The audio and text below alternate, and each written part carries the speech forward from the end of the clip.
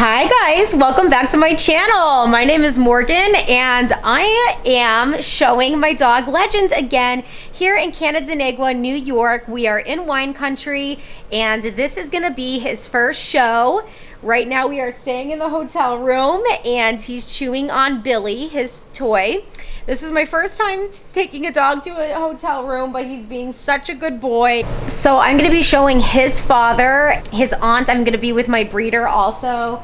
He's gonna be showing in the 3-month puppy class, so I'm super excited for that. But right now I need to go find breakfast. It's 1 in the afternoon.